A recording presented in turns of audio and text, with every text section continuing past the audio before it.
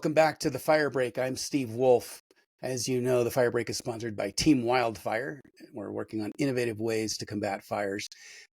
Right now, we're doing a special Monday show. We're usually only on Tuesday, Wednesday, Thursday, but this is a live broadcast because of the incredibly dire situation in Los Angeles, where there are evacuation orders in place right now. When the government wants to warn you that there's an evacuation impending, they send out a warning, and they tell you to get ready, get your go bag, get your medicines, get your passport, whatever you're gonna get, your pets, the kids that you like. Then you're in set mode. You're waiting for them to give the evacuation order, which you shouldn't do. You should just leave. And then they say go, and then that's it. That's the last thing you heard. From then on, you're on your own. And how you figure out what go means or what evacuation looks like to you is up to you.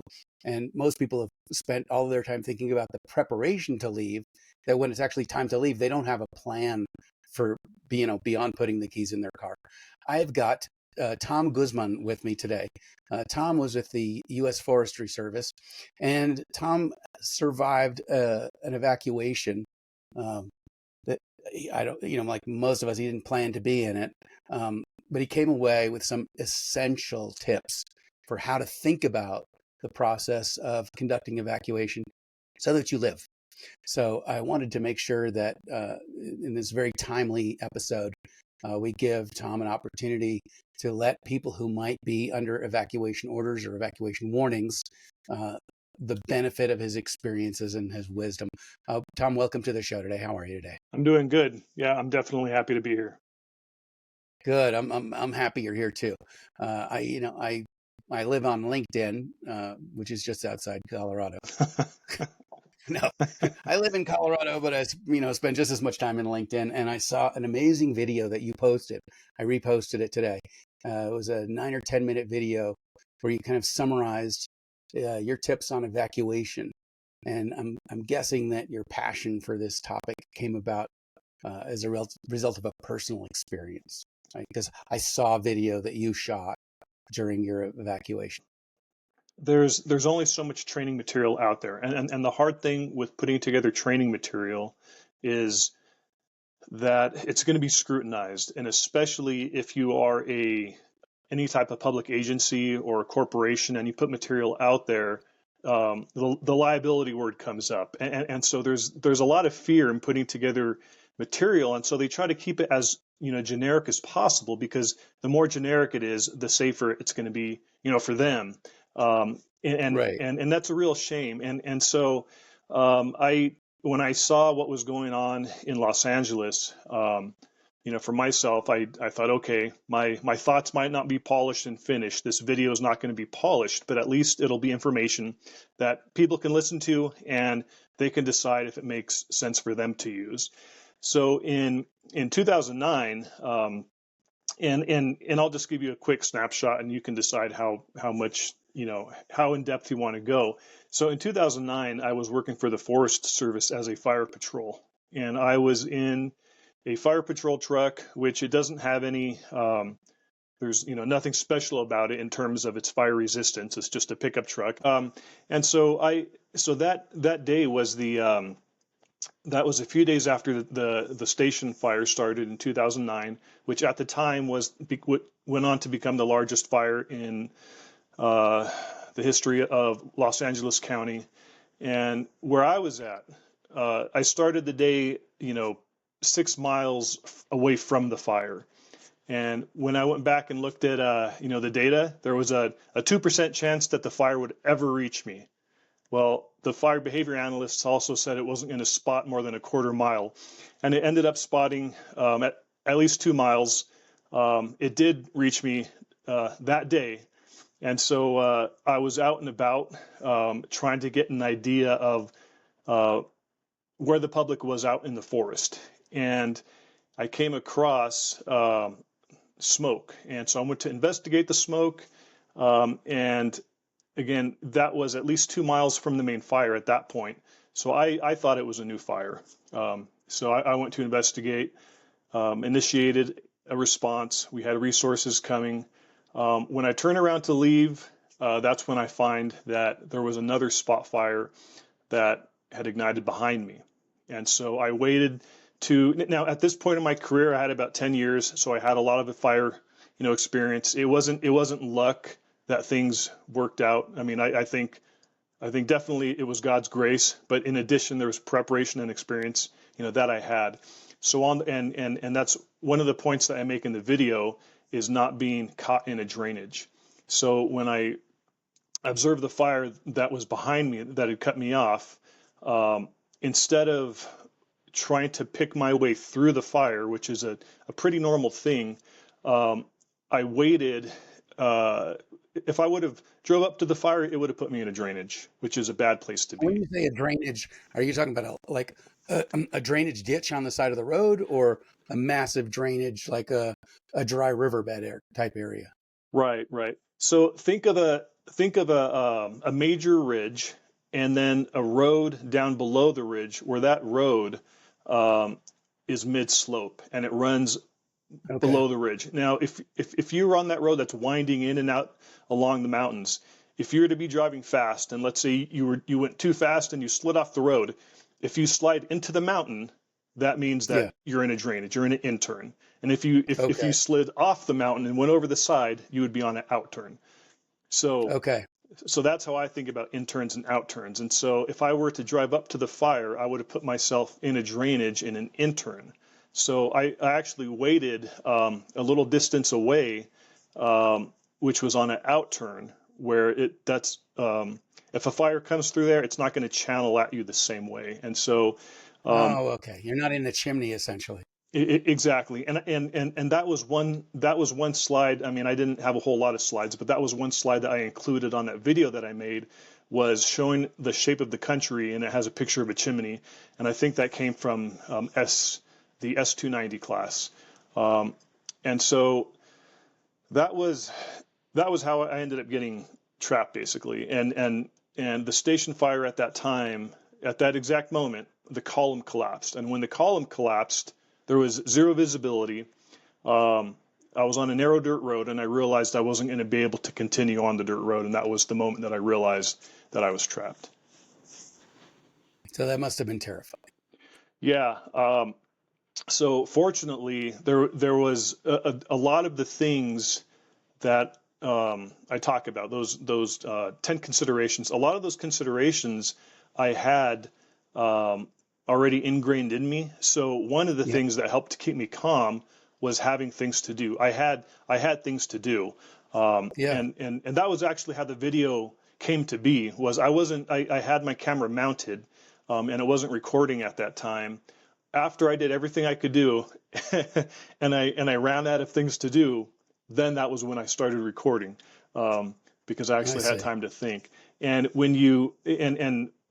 one of the things I pointed out was, the more knowledge you have, the more training you have, the more it can be overwhelming, because you know what you don't know, and you're trying to analyze so much that you can lead to this paralysis where you can't make decisions. And the same thing adds to it can add to the fear. And that's where I had studied Esperanza, and I had studied 30 Mile and a lot of other fires up to that point. And so all those fires and the experiences that those people went through was in my mind, and that was scary to me, because I realized that things could get bad really quick. Right. Right. And if you die 10 years into your career, you don't get your pension. Nope. My wife would be upset. She'd be really upset. Yeah. Right. So we can't have that.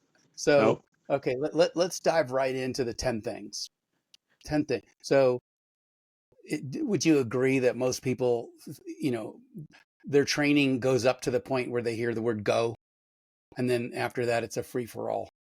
If you go on, CAL FIRE's website or whatever, how many medicines you should put in your bag and this and that. And of course, all that becomes irrelevant when, you're sitting in gridlock and the cars are burning up, right? At this point, you're just trying to save your life.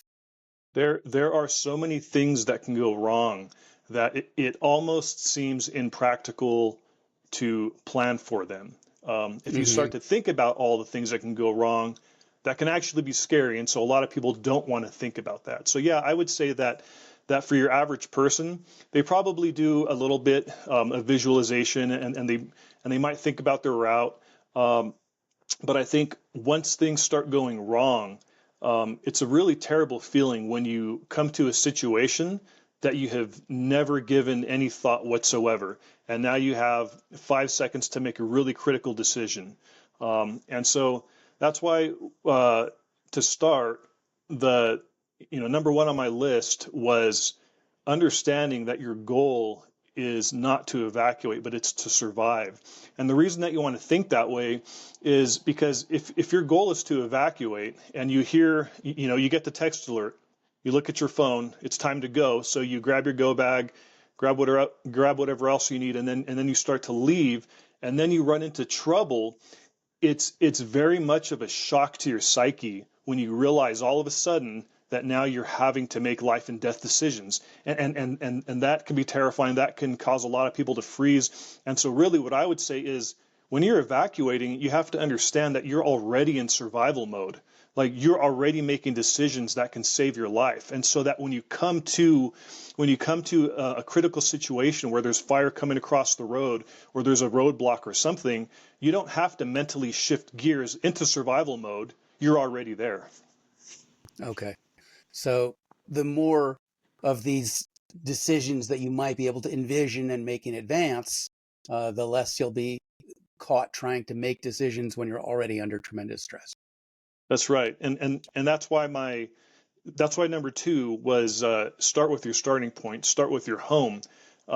Because I'll just say personally, when I've prepared for different situations in fire, one of the things that stresses me out the most, or that throws me off my game the most, is when things immediately go wrong. When things immediately go wrong and you realize your plan is just blown up, like mentally, that's just really hard to deal with, and that's frustrating. And so you can imagine if somebody was, again, they got that text, but then almost immediately they realize, oh, wait a minute. When they walk outside, they can see the column right down the road, and they realize they're not going to be able to leave. And now they're asking the question, well, what do I do? And so that's why you really want to start with your home and determine if there are any areas around your home that might possibly be survivable. Okay. Well, most of the footage that we saw from LA didn't look like any of those homes really offered survivable locations. Yeah, no, and that's Total where destruction. Yeah.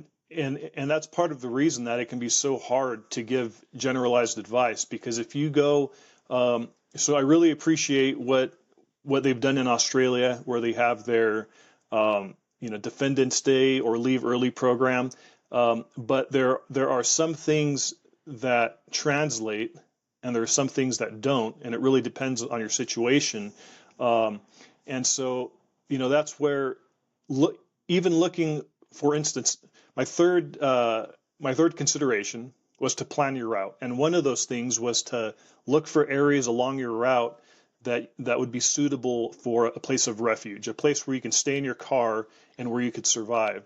And so when I looked at, I'm trying to think if it might have been the Malibu fire, or maybe it was the Palisades. When I was looking at a lot of those homes, and I'm looking at the routes that people would have to use to escape, that's where I realized there's really not a lot. And when I'm looking at places of refuge that I'm going to be able to put on a screen and show an untrained person, I'm going to want it to be easy to identify from satellite view. Those are parking lots and things like that. And so as a firefighter, having a lot of experience, I might be able to identify smaller areas, small dirt turnouts that would actually be suitable for that purpose. But there would be no way for me to take a picture of that, show somebody who is untrained, because to them it would look like anywhere else on the road. I see. And so and so that's where it would really benefit someone to drive slowly. And if they have nowhere on the road to go, and it looks like there's nowhere to go, I should say there's no obvious parking lots, there's no obvious large dirt areas, then in terms of thinking of last resort survival, which is further on down the list, the reality is you may be caught in situations where you have no good options. And again, mentally, that is very hard to process in the moment. When you start trying to go through your options, you have no good options. Then it's just a matter of picking your best option. And so one of the things that I don't do in the video is I don't get into fire behavior, because there's so much that can be said, and I kind of allude to it, but and I'll just say this now, since we're having the conversation. If you found yourself on a mid-slope road where you have to leave your car and your car is on fire, and you do some of the other things I talk about, understand that when you are looking at a mid-slope road, the heat that is coming from beneath the road is going to want to follow the contour of that slope. And so what that means is, if you can, one of the principles of last resort survival is staying low. So if you're staying low, you're laying down on the ground, the spot you're looking for is the area that is inside of the road next to the embankment. And so that way, so let's say if you're looking down the road and you have the downhill slope to your right and the uphill slope to your left, you want to position yourself on the left side of the road, away from the downhill side. And that was actually something that you can see in the video that I shared, where on the left side, and maybe you can't tell it's the left side in the video, but all the fire you see, when there's a lot of fire, that was immediately to my left. And I had positioned my truck up, it was almost, in some instances, it was in contact with the vegetation. It was actually in contact with the vegetation, and that was the uphill side. Even though I could have moved further to the right, away from that vegetation, in that instance, the greatest danger typically, not always, but typically, is that convective heat that's coming up from down below on the downhill side of the road. And so even though I was really close to that vegetation that was, basically burning, the wind that was moving upslope was carrying most of that convective heat away from my truck. And so it's important to realize, if when you're doing your planning and you realize I don't have any good place to go, not to feel like you have to give up hope, you're going to die. That's very likely not the case, but really just understand, okay, I don't have any good options. I'm going to pick my best option, and then you're committing to that survival mindset. It's like ordering a meal on an airplane. There's no good options. You just take the least bad one. That's exactly right. Okay. So let's cover your 10 points in order. Your first one, start with where you are. Okay. So right? the first one was to your goal isn't to evacuate, your goal is to survive, right? So that's your mindset. So that's your mindset. Okay.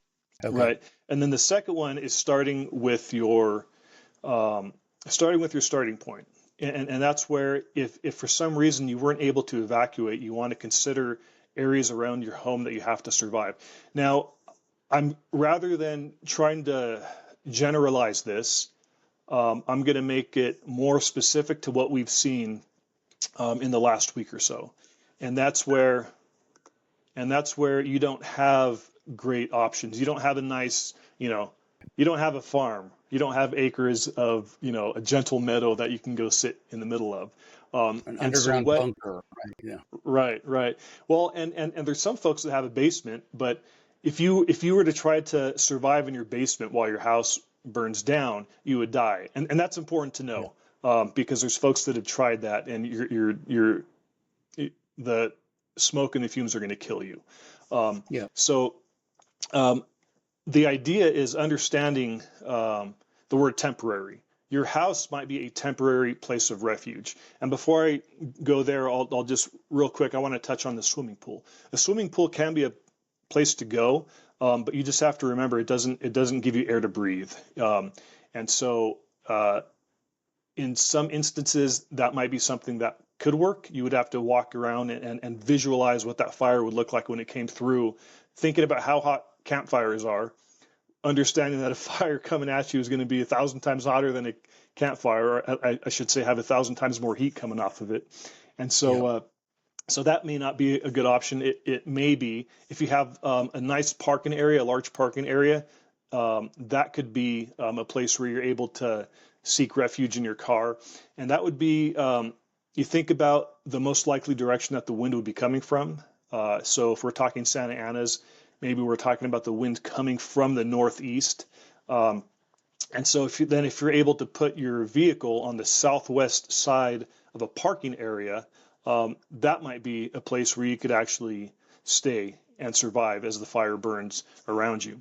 Now, just going back to the house real quick, this is probably the one, just based on the pictures I've seen, that most people would have available to them, is their home. And when you're in your home, the good thing is you have breathable air. And the other good thing is if you've seen houses that just go up in flames from like a normal structure fire, it's extremely violent. But the reason it's extremely violent is because the fire starts on the inside. And when you have a fire that starts on the inside, it burns much differently than a fire that starts on the outside and works its way in. And so because the that heat is should accumulating. Right. Right. And so if you're in your house, you would want to do things like, if you have heavy drapes, closing your drapes, shutting your blinds, closing your doors. And so the goal would be to stay in your house as long as possible, as long as you have good breathable air. And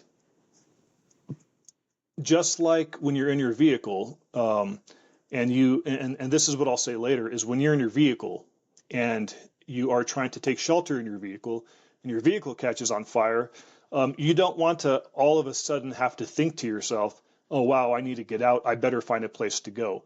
That thought of I need to find a place to go should be something that you're thinking about almost immediately.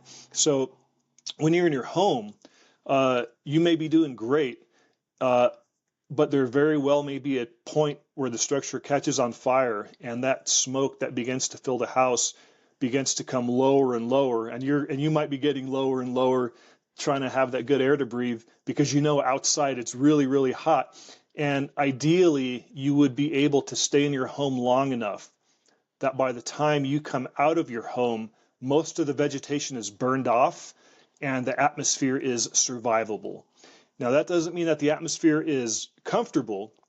And this is one of the, this is going to be something where somebody that's never been in that type of fire environment can very easily panic. And what I would say is your body, your lungs can actually withstand a pretty hot, dry atmosphere. I say hot and dry because if it's dry, there's going to be less thermal mass.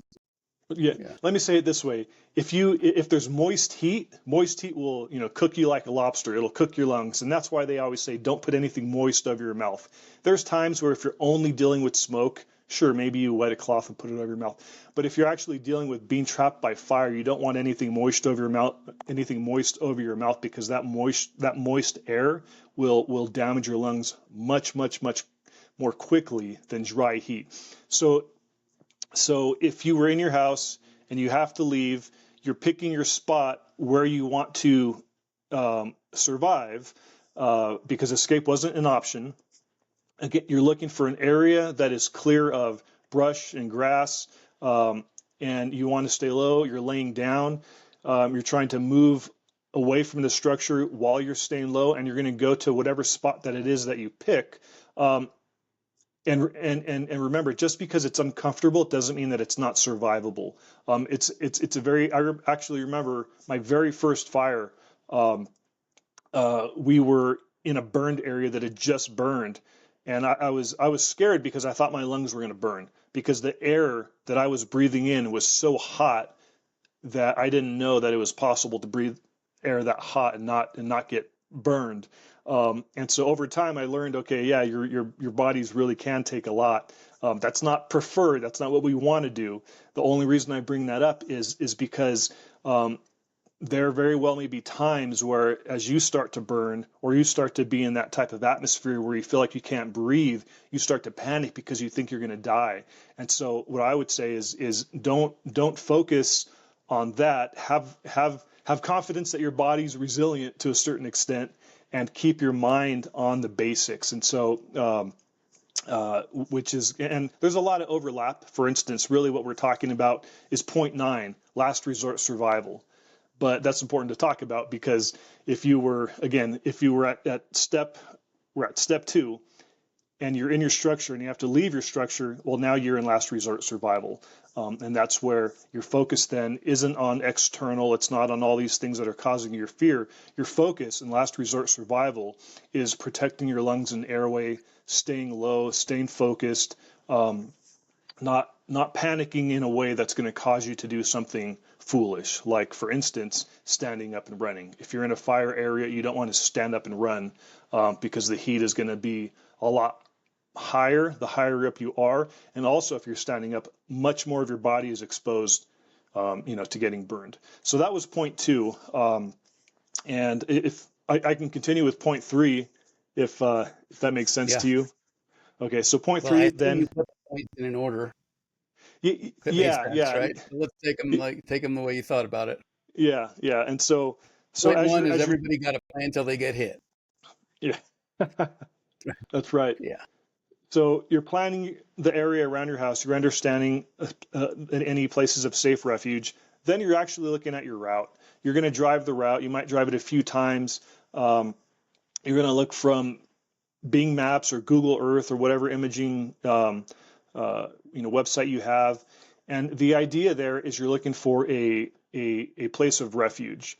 And if anyone goes online, this might be the best way to search for kind of what I'm describing. One would be a safety zone. So for instance, if you typed in wildfire safety zone, then you're going to find descriptions of a safety zone. If you typed in wildfire deployment zone, then you're going to find descriptions of a deployment zone. And the thing with safety zone and a deployment zone are the descriptions and the way that those are described and used are geared towards firefighters and having a fire shelter and having tools and having PPE and having radio communications and a lot of things that may not directly apply, but the principle that does apply that I think your viewers should be looking at is the description of the area. And that area, again, it's not in a drainage. It's in a place where you have you don't have an accumulation of brush or timber, and reading through those descriptions will help you understand what an area of refuge might look like. And so an area of refuge, if you are on foot, you're going to want a larger area that's devoid of vegetation. If you have the benefit of being in your car, you can get away with smaller areas. And that, again, that's because your vehicle is going to trap breathable air. And there's one of the things that I want us to think about is that cars don't burn well from the outside in. It is possible that it can happen. It has happened. We've seen plenty of examples of it. But if you could understand that the car doesn't burn well from the outside in, then you can begin to see it as a viable place where you can shelter. I can think of so I mentioned the 30-mile fire. When everyone was scattered in different areas, there was one person there was one firefighter that left their fire shelter because they realized they were getting burned, and they jumped into a vehicle, and that vehicle didn't burn at all, and so they were safe in the vehicle. There was a firefighter, and I think I actually have this on one of the slides. He was a supervisor I worked for at one time, where his vehicle became disabled, and he felt that the vehicle is going to ignite, right? It's going to burn when the fire gets there. So they ran off to go deploy their fire shelter, and after the incident, his truck was basically untouched.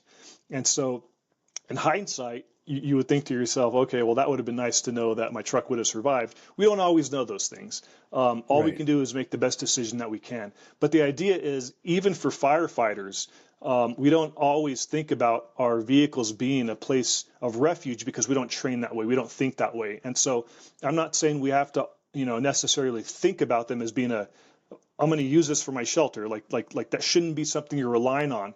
But what you do want to do, and this is the main point, is understanding the limits of your vehicle and what it can and can't do, and understanding that it does offer a temporary place of shelter. In some cases, it actually might be permanent if the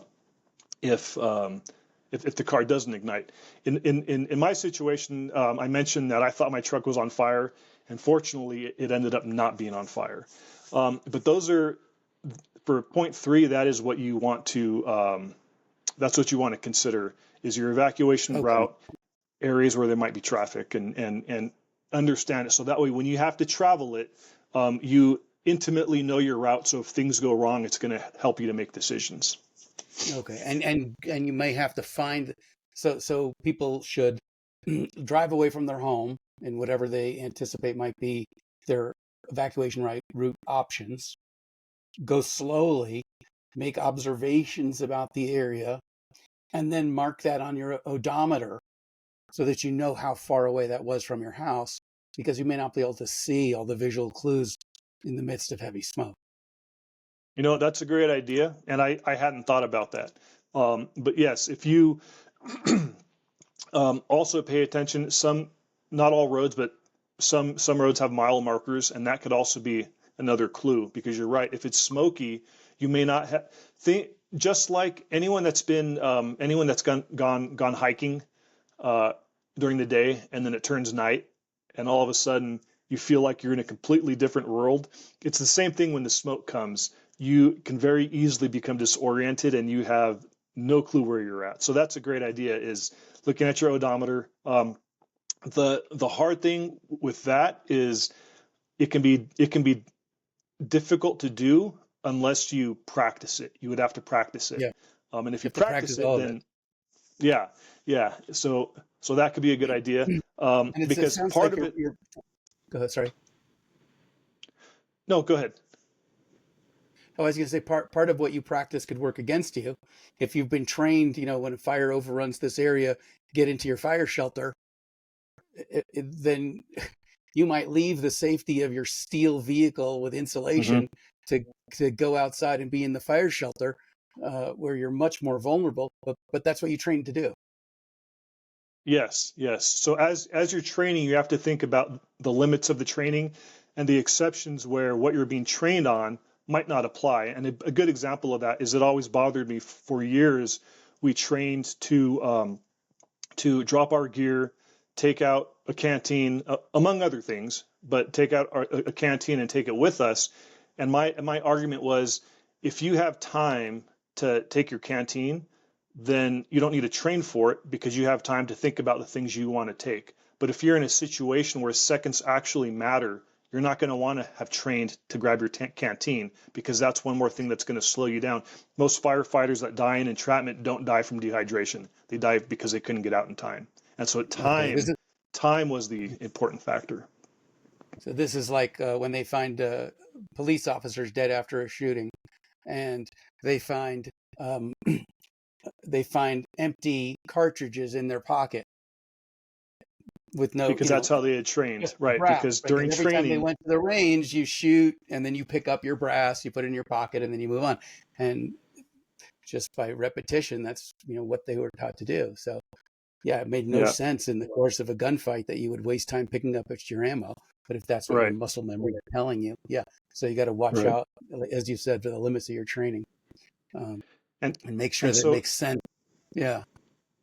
So number 4 is related to number 3, and that's part of pre-planning the route. But instead of looking for safe areas, you're looking for extremely hazardous areas where you would have no chance. And that's one thing I've seen where a good example, and I'll just say, there was a fire where you had 2 firefighters side by side, and one of them looked around and said, "This area is not survivable." And so he ran through the bushes as the fire's coming down around him. And as he's having a hard time pushing through the bushes, he thought to himself, I made a mistake, I'm going to die. In reality, he was able to just beat the fire and get out, while the other firefighter that stayed behind and got into his fire shelter ended up dying. And so what you want to do as you're driving slowly is look for areas where there's a lot of vegetation and where you can instinctively feel, I would not want to be here if a fire came through. And that would also include drainages. And so the reason is, if you ended up coming to a traffic jam, let's say, and you knew that you were in the middle of one of those areas, most of the time I would say, you're better off in that instance staying in your vehicle. But if you're in an area that you've already looked at ahead of time and you know it's not survivable, then you're going to need to get out and run. And that's the reason why you're pre-planning your route, is you're having intimate knowledge, intimate familiarity, I think is a better way of saying it. You're very familiar with the route, so that way you can make those kind of decisions. And these are extremely hard decisions.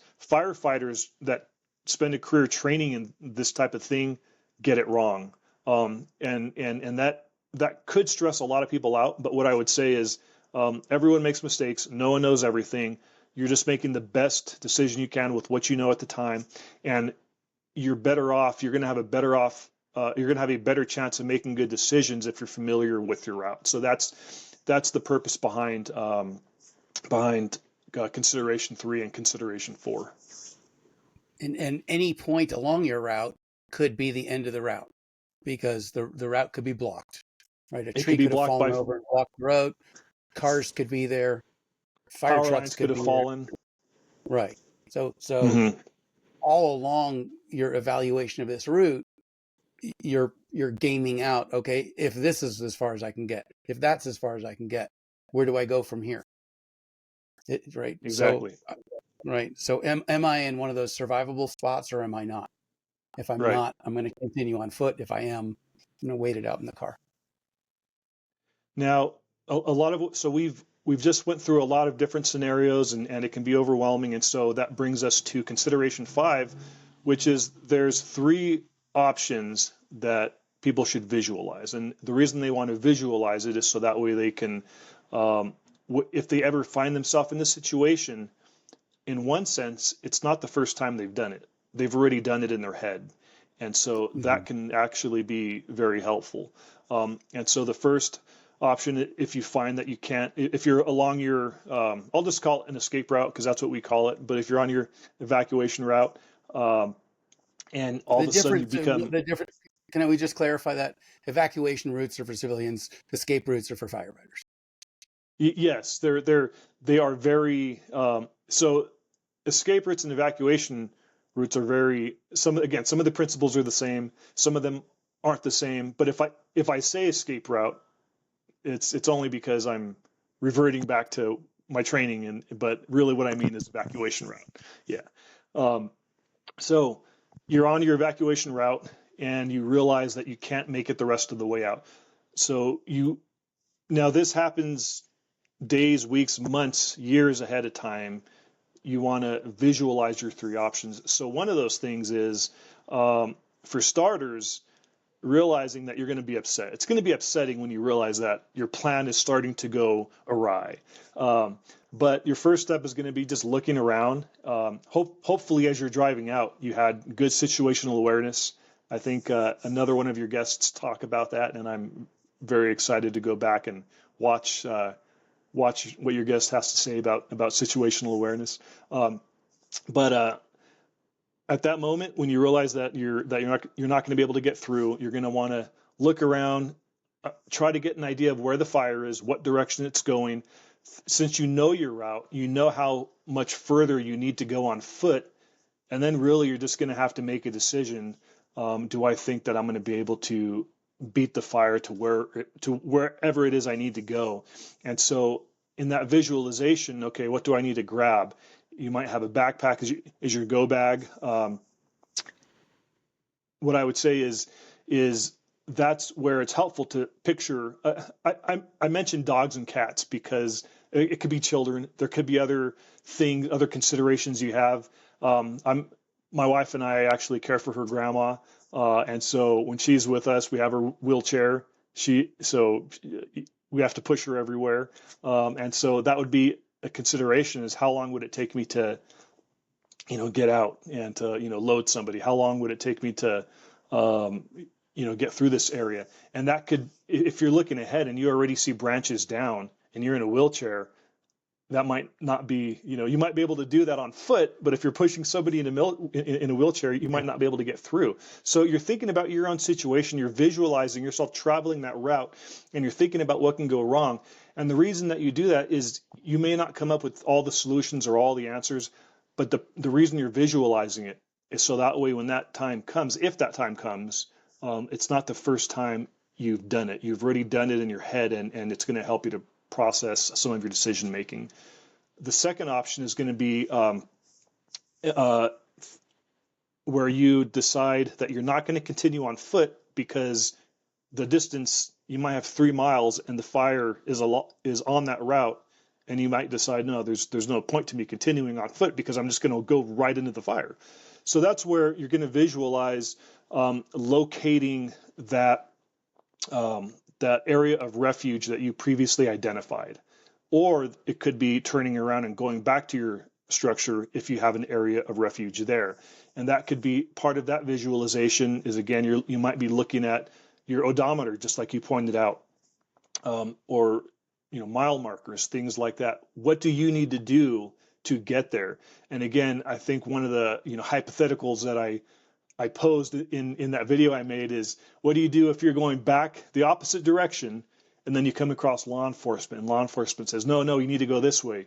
And so thinking about all those things that can go wrong and how you would deal with those things is going to be, it's just a way to expedite your decision making. And are you familiar with the decision making time wedge? You probably are. You probably are. I think it's pretty intuitive, and that's where when you're facing a critical decision, early on you may have a lot of time and a lot of options. As time goes on, you have less time and less options until you reach the event. Now you have no time and you have no options, and so that's the reason that so much of what I'm talking about has to do with making faster decisions. Because the faster you make decisions, you're going to be operating on the fat side of the time wedge where you have more time and more options. That's going to increase your chances for success. And then the third option that you have is going to be staying in your vehicle. And that's where you just want to visualize staying in your vehicle, moving your vehicle to an area, even though you can't get through. You might move it 50 feet back down the road, or you might move it up against the embankment, away from the downhill side. There's things you can do to position your vehicle where it's safer. And then I mentioned, or maybe I didn't, but if you can put things in the window or you can cover yourself, you're trying to block the radiant heat, you want to have your air conditioning on recirculate. And this is kind of funny because when I was in my situation, I had never really thought about it. I had never thought about my air conditioning. And so I was afraid that by circulating air, by fans going, that I was going to suck in fire firebrands, embers, right? So I turned mine off completely. Which, as a side note, I did a test unrelated to this. It had to do with. Well, anyways, I'll just tell you. So I turned off the heater, and then I kept track of the temperature inside the vehicle, and then next time I turned on the heater and kept track of the temperature. It was hotter with the heater on, but it felt cooler because that air blowing against your face evaporates your sweat. It feels so much better with air circulating. When the air is off, that makes it feel so much hotter. In my case, I had turned the air off. So with that air off, and with the fire outside, it got extremely hot. What I learned, and everyone asked me, why didn't you turn on the air conditioning? So I didn't think about it. I don't know. So Yeah. looking at the material that's out there, what seems to be common knowledge now is you're best turning on your air conditioning and leaving it on recirculate. And so just visualize those things. And so that would be consideration 5, is visualizing your options. That way you're familiar with what you can do in the event that your escape route, or in the event your evacuation route becomes blocked.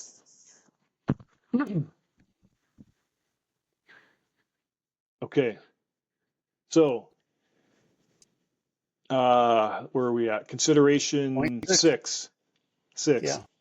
Now this has to do with visualizing your departure, and I don't know that we have to spend a lot of time here, other than to say, go through the process in your mind of what it would look like to depart. And I think the first thing I mentioned was a trigger point. That's a term we use in wildland firefighting. I'm sure it's used elsewhere, but the way that we use it is it is a, I don't want to use word like set of conditions or criteria, but the idea is there's going to be something that happens that causes you to recognize it's time to leave. So It's you your may, IFTT, right? It's your if what's this then that? that. It's your Yeah, IFTT, right? exactly. If this then that, and you've already Yeah. decided what the this is, and you know what the that is, and that's one less decision you have to make at the time. So if you get a text that says evacuate, don't think to yourself, do I really need to evacuate? I mean, if that's your planning, if your planning was, if let's say that you always get the text when the fire is on the other side of the city, then yes, maybe you do need to validate that information. But make sure that that's part of your planning ahead of time. Don't hem and haw. Don't go back and forth trying to figure out if you want to evacuate. Understand what's going to cause you to pull that trigger. And so again, the idea is saving time. And you want to, I think I said you want to get on the road before your neighbors do. Right. And that when I was the station I worked at, we had, if there was a fire, we had two crew buggies along with their superintendent vehicle and a Type 3 fire engine, and sometimes there was other equipment there, like if there was a chief there, and if you got in the back of that pack, you're in traffic the whole way to the fire. So my goal was always to be the first one out, out of the gate, and that should be how we think about it. Is if you're going to evacuate, then put your plan in to practice and go for it, and visualize what might slow you down. I mentioned searching for a cat. The thing I like about that, now if somebody decided that their cat was as important as their life and they were going to die for their cat, okay, that's their value system. I'm not gonna argue with them. But for most people would not put their cat on the same level as their kids, let's say. And so the reason that you would want to visual, what's I was going to say, no, not just of evacuate your kids, but even if your kids are remote, stay alive for your kids. right. Yeah, there is thinking about these things ahead of time is important, because you're right. When you think about that, you might think, no, my cat is really important to me. But when you take the time to think about it, then you realize, no, what's more important actually for me is maybe to survive, because then I can provide support to my kids in the future. And so Yeah. those types of things might seem kind of odd to think about, but in the moment, when you realize that you cannot find your cat, and I've seen that where people are running around and they tell me I can't find my dog, and then you have to you might help them look for a minute, and then you try to help them move to the point where they're going to now evacuate without their dog, and that's extremely difficult for them to do. And thinking about it ahead of time doesn't, in some ways it doesn't make it easier, but in other ways it does make it easier, because they've already thought about their values and they've already thought about what's important, and it helps them to prioritize. A lot of what we're talking about is prioritizing, and if you can prioritize ahead of time, you're going to make those decisions faster. So all that's related to visualizing what it is you need to get out of the house. There's more, there's more that could be said there, but the idea is you're walking through these steps ahead of time. Okay. Next point. So everything that we've talked about so far is pre-planning. Now, these other considerations have to do with game day. When you get the text, you're evacuating, and now you realize that your evacuation route has been blocked.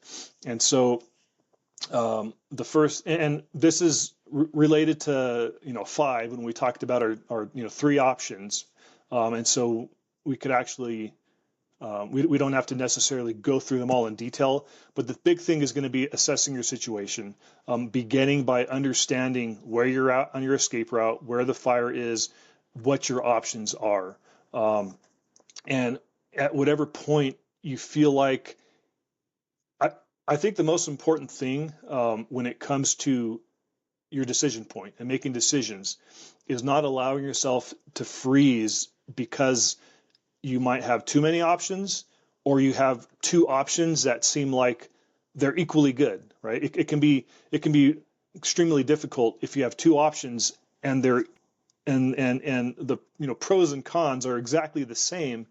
Then what do? Well, if that's true, then you could flip a coin. Pick one and go. Yeah. Right. That's the idea. Is understanding that time is of the essence, and so all you can do is make the best decision you can with the time that you have. Like the way I think about it is your decisions need to be timely, and they need to be decisive. And so that's what we are, that's what we're trying to do in consideration 7, decision point. Evaluate your options, make your decision, and be decisive. So great. We won't know if it was the right choice of the autopsy. Right, that's right. And so that's that's kind of another topic, because I would say that there's not always necessarily a right or a wrong answer, and it can be hard for people to think about things, because normally you want to think about it as right or wrong, and don't think about it in right or wrong. You want to think about it in terms of best decision based on what I knew at the time, with the time I had. Yep. And so you're right. It could be the wrong decision, but just because you made the wrong decision doesn't mean that you were wrong in making it. Right. Okay. So number 8 is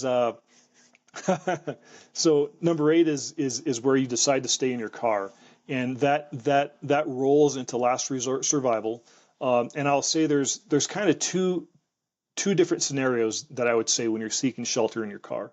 One is where you know that you're in a great area, and for me this is the best case scenario. You're in a great area. You're going to be able to hang out in your car for an hour, for hours. The fire burns through, and you're fine. That's great. The other one that's scary is where you're not sure if you're in a great area because you had to pick it on the fly. You had to pick a dirt turnout where you understood, okay, I don't want to be in an intern. I don't want to be in a drainage. You understood, okay, I don't want to be in an area where there's heavy vegetation. I think this vegetation is light enough. I'm not sure. And now the fire comes through and it starts getting smoky in the car. And so that having taking those actions that you had already considered in consideration number 5, where you're blocking the windows, you're keeping the air conditioning on recirculate, staying calm, and trying to do all those things that you're supposed to do, it is going to be there's a longer discussion here, and I would say because I've been through that personal experience, and maybe we can come back to that. But I'll just say, sure. I'll just say having a plan once you're in that moment, and part of that plan is going to be mentally understanding that you may have to leave your vehicle. Maybe you were wrong. You thought you were in a great spot and you weren't, or maybe you were in a great spot and somebody with a pickup truck full of leaves and brush parks next to you, and they get stuck right next to you, and their vehicle ignites, and now all of a sudden they're going to ignite your car, and now you realize, okay, my spot was good, now it's no longer good, and I'm going to have to leave. And so mentally always being prepared to leave your vehicle, and which rolls us right into last resort survival. And last resort survival is just the idea that, okay, my go bag might burn up, other things might, this plan has gone terribly wrong. So now my single focus is on survival. Your goal from the beginning was survival, right? That was your goal. Right. But you're also trying to say, okay, well, I want to be comfortable, so I'm going to make sure that I have water. I'm going to make sure, that I'm taking my family photos. In last resort survival, you only have one focus, and that focus is survival. And that's where you are protecting your lungs and your airways. You can survive with burns, with a lot of your body burned. But you can't survive if you destroy your lungs and airways, and so you're going to stay low to the ground as you move away from your vehicle, and not just if you're leaving your vehicle, but let's say you decided to try to evacuate on foot, and 20 minutes later, spot fires drop all around you, and you realize you can't escape, and so now you're in last resort survival, and you're looking for that place on the ground where there's no vegetation. You're laying down. You're covering your face with your hands or anything else you have, and you're trying to stay within a foot of the ground where the air is going to be a little cooler, cooler to breathe. And while all this is going on, you are trying to keep control of yourself. When your body starts to burn and you realize you can't run away, there's nowhere to run. In some instances, people have run because your body wants to do what it wants to do. When your body is in survival mode, psychologically, your body, and this again takes us into number 10, where your body's going to do what it wants to do. It might want to run, but again, that's a bad decision unless you have somewhere clearly good where you can run to. Most of the time, running is not going to be your best option, and so staying low and keeping control of yourself. And I mentioned burning because it's not pleasant, but there's something. I guess it's pretty obvious, right? It's panic inducing. When your body is in a lot of pain and you realize you can't escape it, you're going to want to panic. And so one of the things that I heard in our training, and I think it can be useful, is focusing on something that is meaningful to you. That could be a family member, or it could be a Bible verse, or something that has meaning to you that you're able to focus on. And so the idea is the reason you're trying to focus is because you're trying to stick to the plan of last resort survival. And the plan is protecting your lungs and airways. If you're laying down on the ground, at least, half your body's not going to get burned.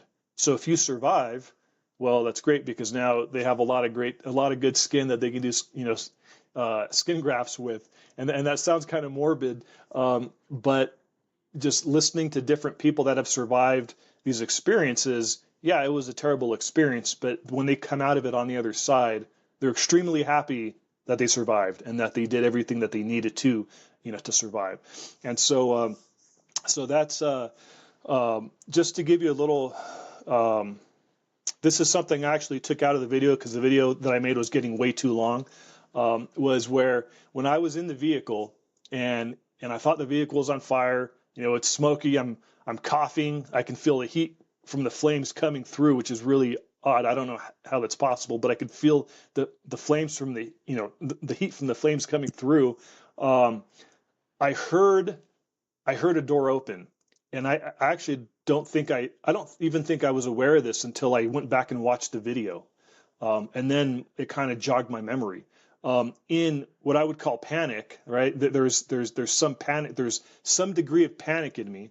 I mean, I can point to the steps that I took that were very methodical, very rational, very reasonable, very under control. but there was a part of me that actually was panicking. And so in this video, what I realized is, and what I remember later, is hearing my door open, and my hand on its own reached that latch and opened my door. And the reason I think that I did that, my subconscious was doing that, is because I was wanting to run. I was wanting to get out of there. And when I heard that door pop open, it kind of, snapped me to attention, and I realized what was going on, and I shut my door. But I was, filled with terror. I was terrified, and it actually happened about 3 or 4 seconds later. It happened again. So my body was very much wanting to react to the stress that was going on, and was very much wanting to run. And I had to fight against that to do the things that I knew were going to keep me alive. And so that's, step 10 is really thinking through psychologically what that would be like, and just understanding that sometimes when I reference an example, and I really need to find this clip, because I love this clip of it's of a pilot that's crash landing. Sometimes when people think that panicking is the worst thing possible, it's not always the worst thing possible. What's worse than panicking is when you're completely thrown off your game and your decision making goes out the window. And one of the reasons that can happen is if you think to yourself, if I panic, then it's game over.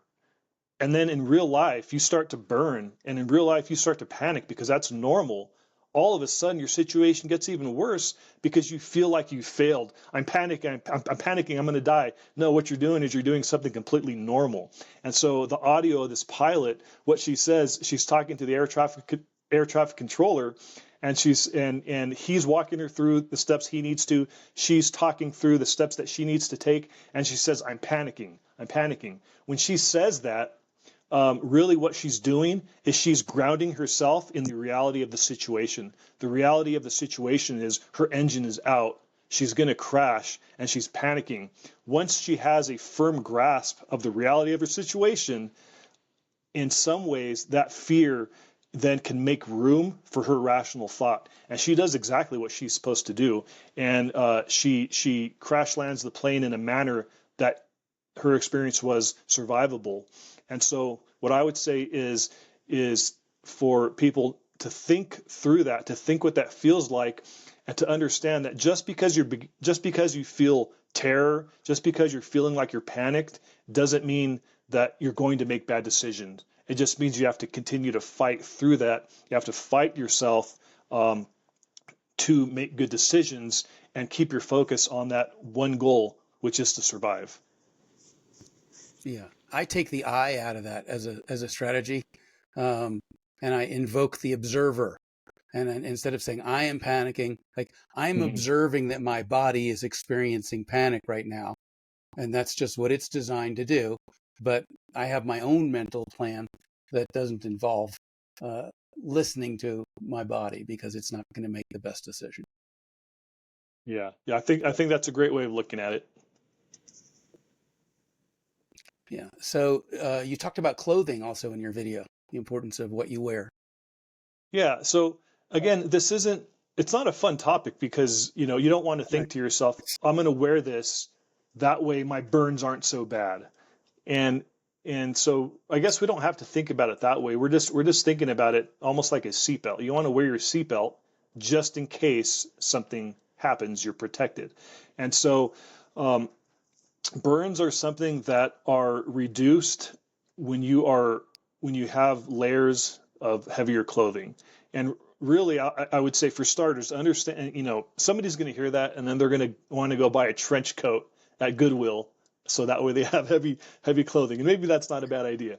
But I don't want someone to hear this and think to themselves that they have to have like the heaviest clothing possible. Even any clothing over bare skin is going to help you.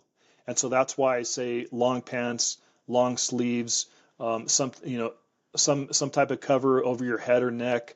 That is going to be amazingly better than having, shorts and a short sleeve t-shirt.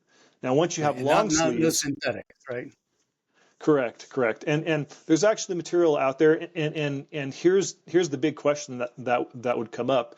Yeah, we don't want to wear synthetics because they can melt. They have a lower burning temperature, whatever. But a lot of things have blends. A lot of things are 50% polyester, 50% cotton, and so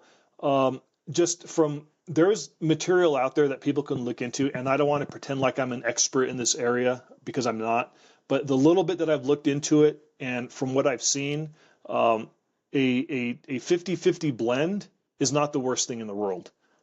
Sure. And so, if you're not able to find 100% cotton, okay, it's not the end of the world. The biggest thing is having your skin covered, and then if you this is just me personally. If I was in an area that I knew had a great escape route or a great evacuation route, and I really had no concern, I probably wouldn't put too much thought into what I was going to wear. But if I'm looking at some of the neighborhoods that I've been looking at on Google Earth and where these fires went through, where you don't have a great escape route, in that case, I would absolutely be thinking about the clothing, and it would be much higher on my priority list. And that's where now, instead of just wearing long sleeves and long pants, now I'm actually wanting to add a second layer. And that second layer, and just so everyone understands what the difference is, if you were a single layer, let's say you might end up with maybe 30 or 40% of your body burned. If you had double layer, that might have reduced it down to 10%. So that's really what we're talking about is you're reducing the severity of your burns. And in that moment, you'll be very happy that you wore a second layer. For sure. Are there times, to go further down the dark rabbit hole, are there times where you're in an unsurvivable situation and you know it, and things are just going to get worse until you die? Yes. There's three examples that come to mind, and I'm trying to think. I'm trying to think of how to talk about them. So, for instance, one would be, the first example that comes to mind is Granite Mountain Hotshots, and listening to Eric Marsh's voice on the radio. I think he knew that it was extremely bad, and I don't really want to talk at length about that or really much about that, out of respect for the families. Sure. There's another instance where, well, I'll skip the other instance and I'll just go to the third instance, which is my experience. So there's another experience I haven't talked about, and that was much more recent, and that was where the situation that I was in, I didn't believe was survivable. There was we had flame lengths that were over 50 feet high. Winds were at that site were pretty severe, and I thought I was toast. I thought I was going to die.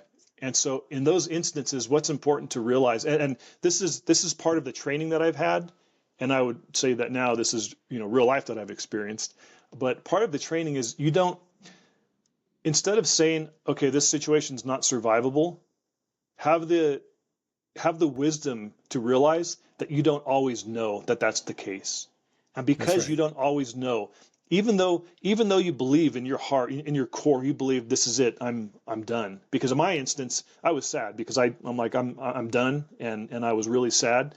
Even though you believe that, you have to fight to do what is right. You have to fight for those principles and last resort survival.